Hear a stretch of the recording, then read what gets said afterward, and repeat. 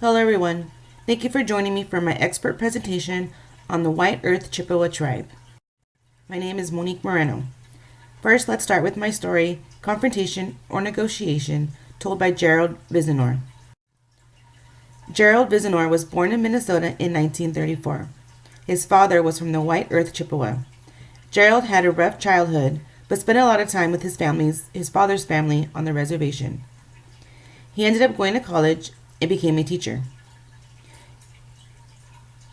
In his story, he tells about a time in 1972 when he went to an AIM meeting, or American Indian Movement, with local Native leaders.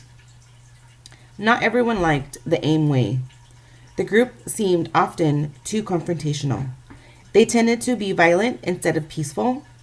They believed that being violent would lead to negotiations and that changes would be made then. The press showed AIM as violent and often never spoke of what they were actually fighting for. Tribal people argued that this was not the way, that violence only made things worse. The point of this whole story, told by Gerald, is as he stated, it takes more than a rifle and the symbolic willingness to die to bring institutional changes that will benefit tribal people. The location of the White Earth Chippewa is in northwestern Minnesota. There are 6 other branches of Chippewa in Minnesota. These are their names, besides the White Earth. I will not pronounce them because I don't want to pronounce them incorrectly. There are also Chippewa tribes in Wisconsin, Michigan, and some parts of Canada. Their economic status. The tribe has struggled with poverty. They have grown over the years, but it is still an issue. Housing income for those on the reservation has been significantly lower than those living in Minnesota. In 2009, the median family and income for reservation families was $47,346.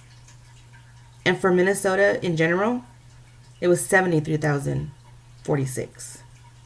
This is actually an improvement. From 1990 to 2010, there was growth of some business and the employment rate had gone up, and therefore so did the income. But again, this tribe still continues to struggle today with poverty. Currently, the businesses that the Chippewa have are the Shooting Star Casino, which obviously is gaming. They also have the White Earth Tribal Community College. And they also sell wild rice that they pick themselves and it's organic. These are the few ways that they have to gain income for their tribe. For ceremonies, I tried to find information about the ceremonies that the White Earth or Chippewas of Minnesota did hold, but I couldn't find any. However, I still wanted to share this flyer that they had on their website. It is for a spirit moon ceremony and it is only for women. I couldn't find out how the ceremony is done or what goes on during the ceremony, but again, I wanted to share this flyer because to me, in my opinion, I thought it was beautiful and I wanted to share it with everybody. The White Earth Chippewa originally had their own religion and spirits to which they prayed and danced to. When the Europeans came, the Anglican and Roman Catholic churches tried to missionize them, and later Christianity tried to convert them. Now a few are still tied to these religions, but it's mixed with a bit of their own religion.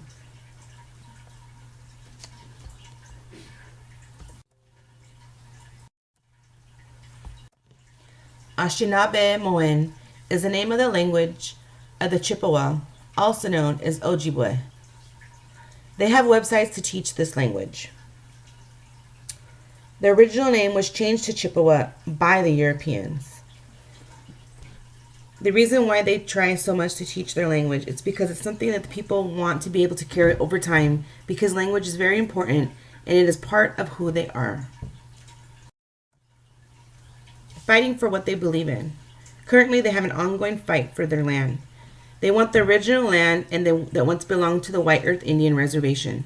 According to the site that talks about this cause, they state that we work to continue, revive, and protect our native seeds, heritage crops, naturally grown fruits, animals, wild plants, traditions, and knowledge of our indigenous and land-based communities. We strive to maintain our culture and resist the global industrialized food system that corrupts our health and freedom through inappropriate food production and genetic engineering. So this is a fight that has been going on for a while, but it's a continuous fight. That is my presentation. This is my works cited. Thank you everyone for joining me, and I hope you enjoyed my presentation.